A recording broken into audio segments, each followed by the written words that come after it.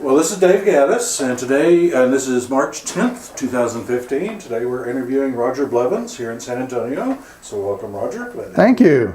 So, Pleased to be here. Why don't we start at the very beginning and tell us when and where you were born?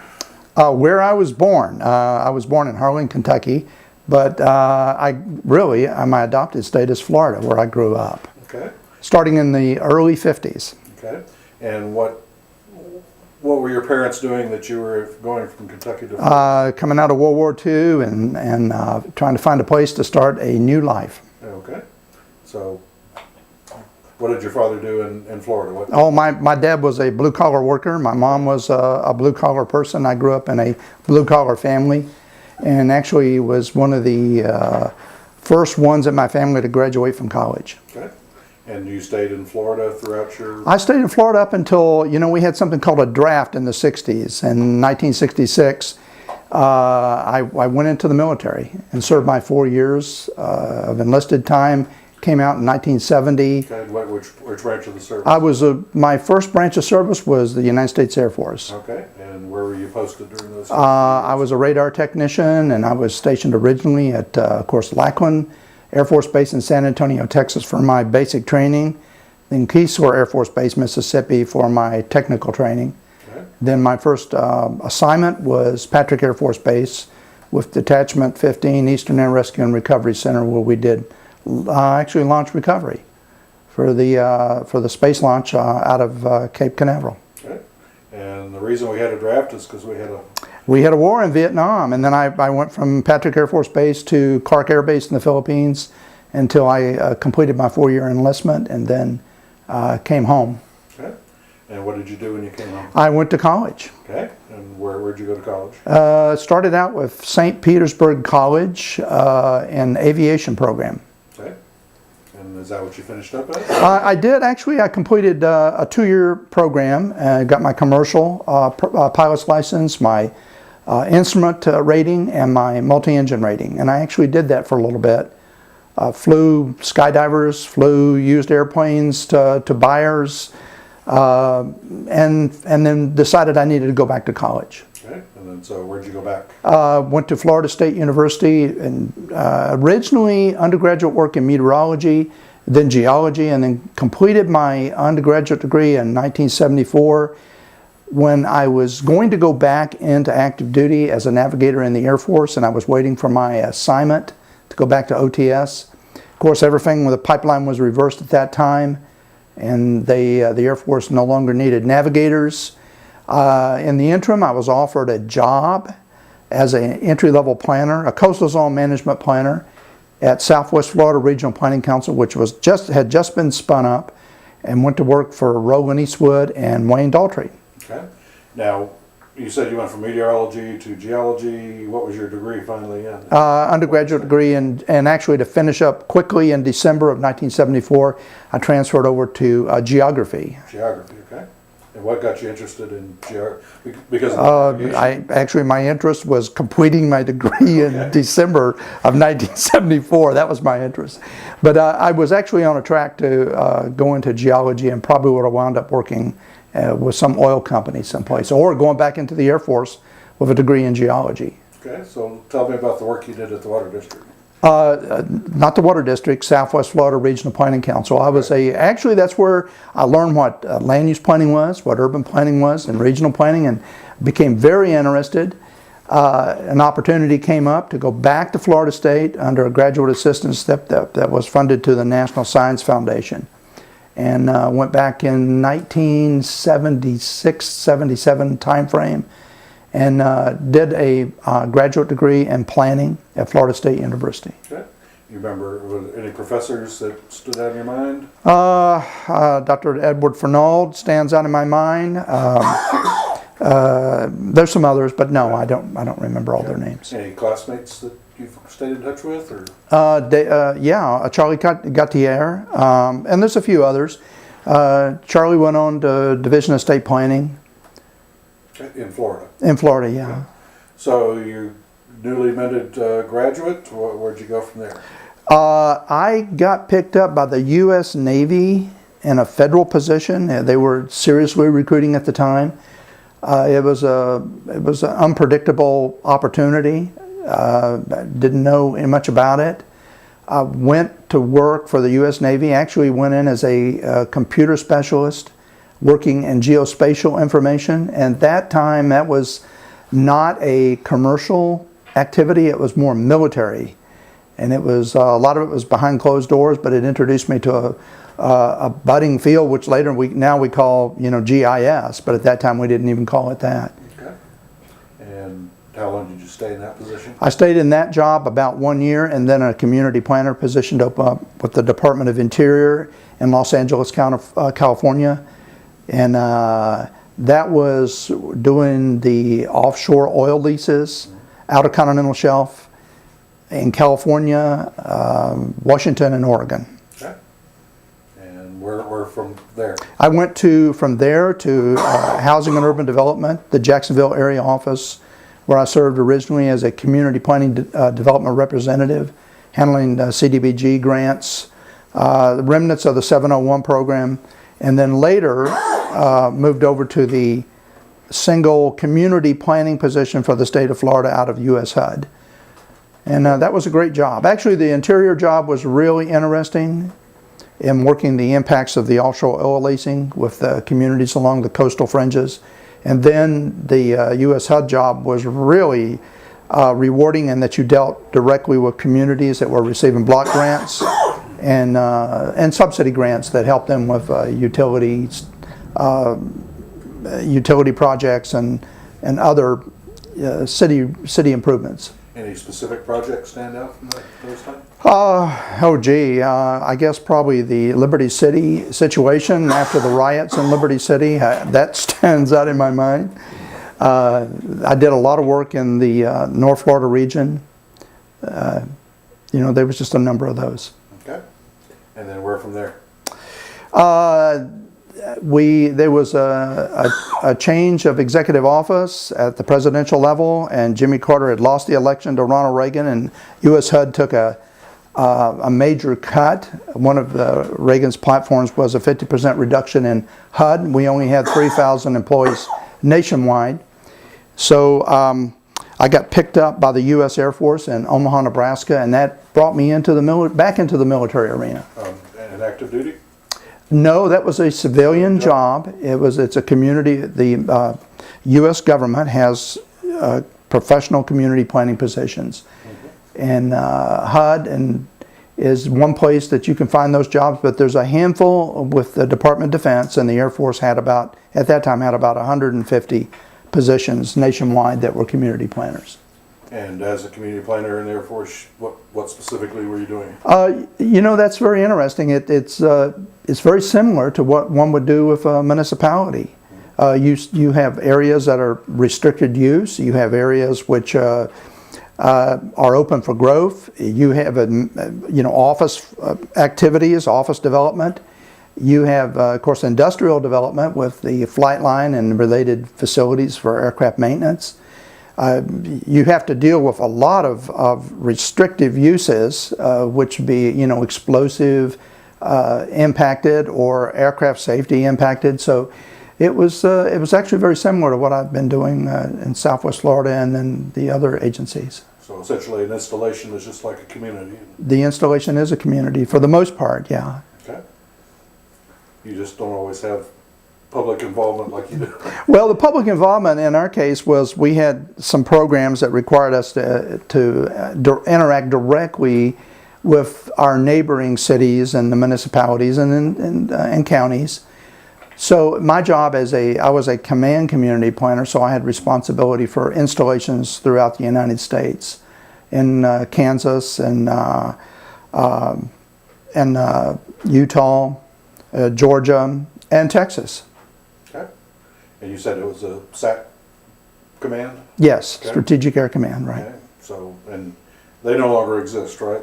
Actually, they've been reformulated now. It's Air Force Global Strike Command, and it's based out of Barksdale Air Force Base, okay. Louisiana now. Okay.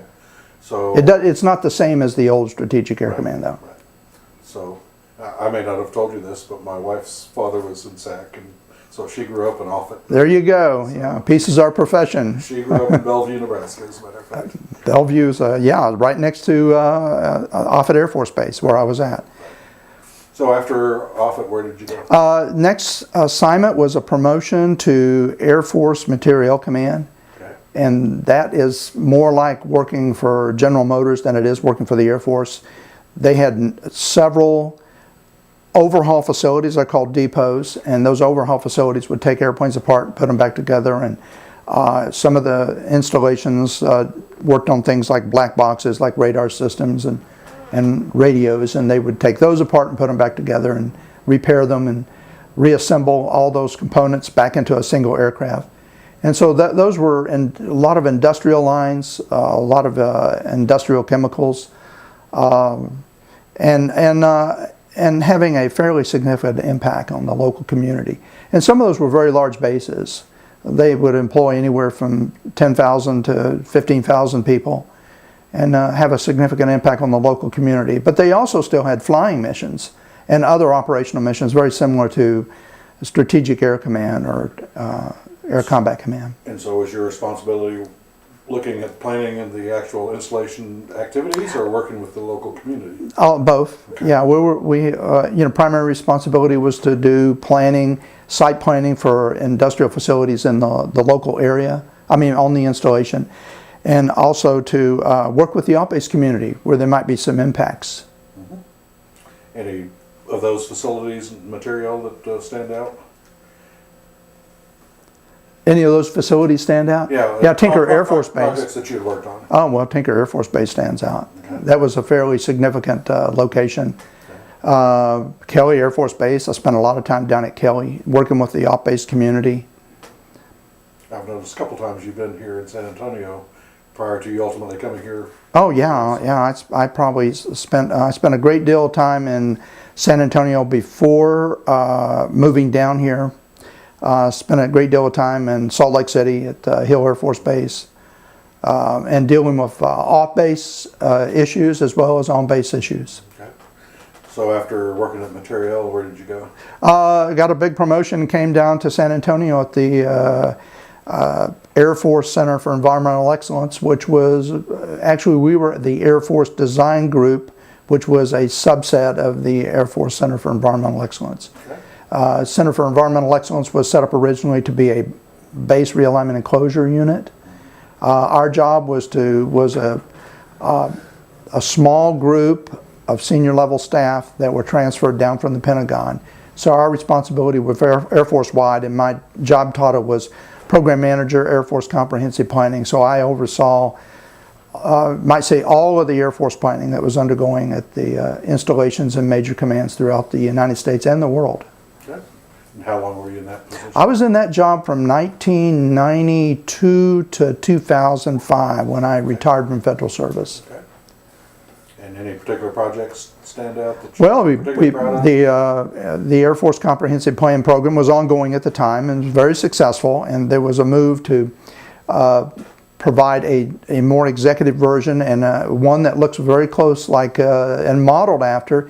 Most municipalities have a general plan, an approved comprehensive plan, so we came up with a succinct abbreviated version of our comprehensive plans that we did at all of our installations, which were, very intense multi-volume documents at that time, hard copy, and migrated them to a succinct abbreviated executive version, which was approved by the leadership of the Structured Command and Air Staff, and became the guiding document for future development of the installations. Okay.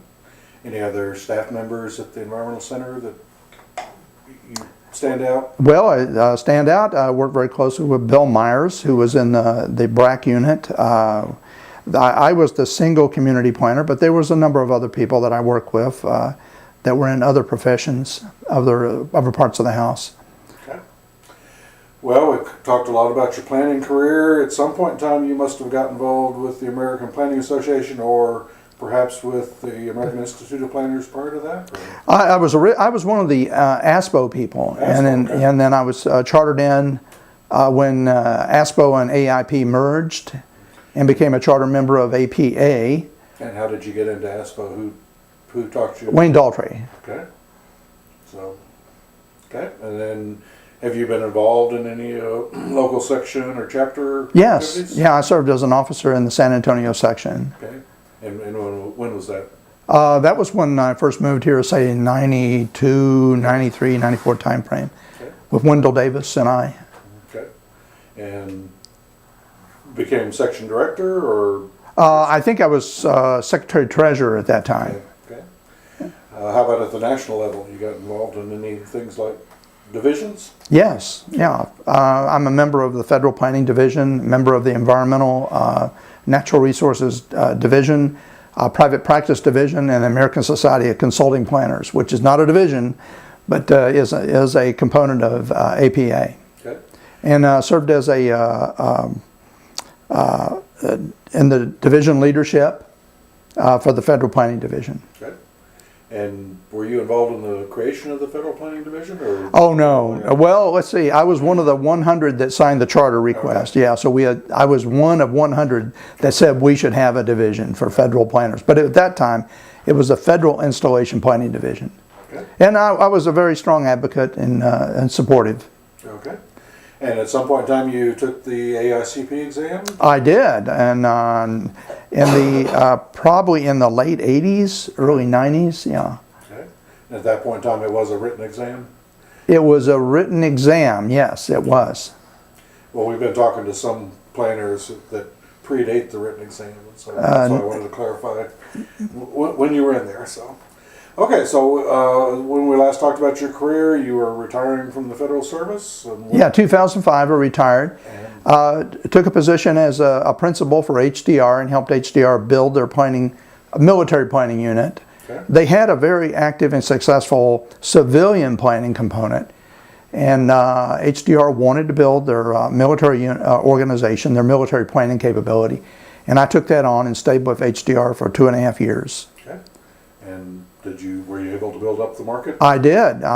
We were successful in doing the key acquisitions for consulting firms, design firms, and built that, left it in the hands of other folks to carry forward. Okay. When you left HDR, where to then? I actually was trying to retire at that point, but it didn't take long. It was probably I think I was enjoying the time off and not working 60-hour weeks, and when I got a call from a consulting firm that needed my services, and I agreed. His original trip was to Honolulu for a client visit, and then from there I stayed with them for about a year doing studies of military installations in the Pacific region. Okay. What was the name of the firm? SAIC. Okay. And then after that, did you finally retire? I tried to, and then another consulting firm came along and said, hey, we could use your help. And I went from the Pacific arena to the United States looking at military installations and doing planning studies for them. Okay. And are you still doing that, or? I am sort of freelancing. You know, I'm trying to get out of the business, but I keep getting calls for help. Okay. Well, in skimming your resume, there are a few things that we skipped over that I did want to touch on. One, while you were in school, you apparently served as an aide in the Florida House of Representatives. I did. That was a really exciting job. Okay. Yeah, I was. When I was in graduate school, I was going to graduate school full time. They called me up. The House of Representatives needed a legislative researcher to work on planning legislation for the state of Florida. And I said, well, I'm going to school full time. They said, we'll work around that, and you can work as many hours day or night or weekends, and put in about 30 to 40 hours a week, and it was great. I wrote the original One-Stop Permitting Act for the state of Florida. One piece of legislation I'm not too happy with was, as a legislative researcher, you do what the committee wants you to do, and you do the research and you present the findings, and proposed legislation was a modification to the Billboard Act. So that allowed signage along freeways and like that. Okay. And then have you been in the reserves while you've been? Yes, I went into of course I was going to go back on active duty. The option was rather than go on active duty, go into the reserves. And I was recruited to go back into the reserves and go into the reserves, and I went into the intelligence side of the business. Okay. And how long did you stay in the reserve? I stayed, well, total military service counting my enlisted time was 22 years. Okay. And you retired at what rank? Lieutenant commander. Okay. And can you talk about anything that you did while you were in the I reserves? was an intelligence officer, and I worked on many exciting things, and I would encourage anybody who wants to work on many exciting things to go into the intelligence business. I did serve on active duty and several significant reserve assignments. I was active duty during Desert Storm, actually Desert Shield, called to active duty in around July of 1990, and then was released from active duty around June of 1991. Okay. So I served in Riyadh, Saudi Arabia, and then came back on some other assignments for the Air Force in Afghanistan, Iraq, Eastern Europe, Bulgaria, Romania, Hungary, Czechoslovakia, and then a number of the Western European countries. Okay. Did you get a chance to take some of your community planning expertise overseas? Oh my goodness, yes. Okay. Yeah, absolutely. And anything that you could talk about? Well, it's how big is a 135, a KC-135, and how big is a C-5? And how many of them can you park on an old Soviet airstrip? Okay. And then I assume that some of your geospatial analysis also came into Yeah, this? yeah, we were always doing that, yes. Okay. We jumped around some, but were there any of those positions that we didn't talk about that you want to talk about? Well, I think probably the most interesting job I had, and most rewarding, was my first job, and working with Wayne Daltrey down in Southwest Florida Regional Planning Council. Okay.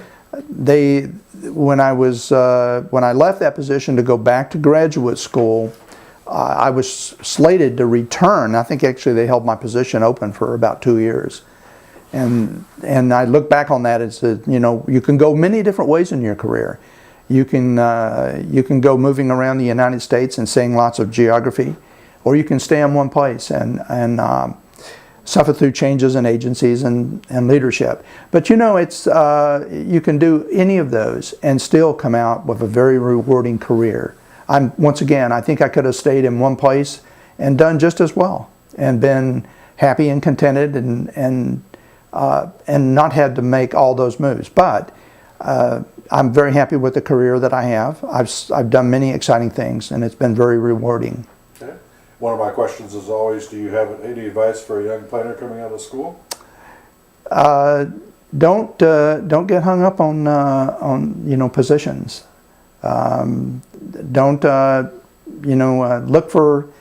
look for someone to be your mentor. Look for someone to sponsor you and to assist you as you move through your career. Okay. And you mentioned Wayne as a mentor. Are there any other mentors in your career? Wayne's boss, Rowan Eastwood, I think he was a mentor. He was a senior attorney who had worked for Del Webb, and by the time he got to be the executive director, he had many, many years of experience, and he was an excellent leader. I've had some good leadership. I had a boss in Dayton, Ohio, when I was with the Air Force Logistics Command, Ben Pierce. And Ben was an engineer, but he was also a city councilman for the nearby town to the base. And he was a mentor and pointed me in the right direction. Okay. Of course, that goes both ways. Are any proteges or people that you've mentored? I've actually tried to be a mentor and to a number of people, and guide them through the profession. Try to get young planners training, try to get young planners experience where I could have the opportunity to do that. Anybody that you're particularly proud of? Or? Oh, well, there's a number of them. Okay. It's not like I'm telling you to pick your favorite child. But Yeah. You learned to fly, or do you still fly? I flew this past year, but I don't get to do it as often as I'd like to. Okay. But your license is still in effect? My license is still in effect as long as I can pass the medical. Okay. And I've been able to pass the first class physicals, which is pretty good.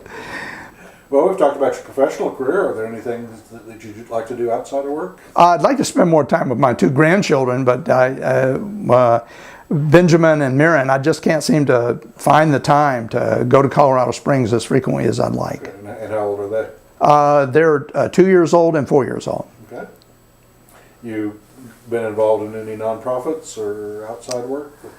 I try to be. I was involved with the Boy Scouts for a while. My son was an Eagle Scout. My daughter was a Girl Scout, senior Girl Scout.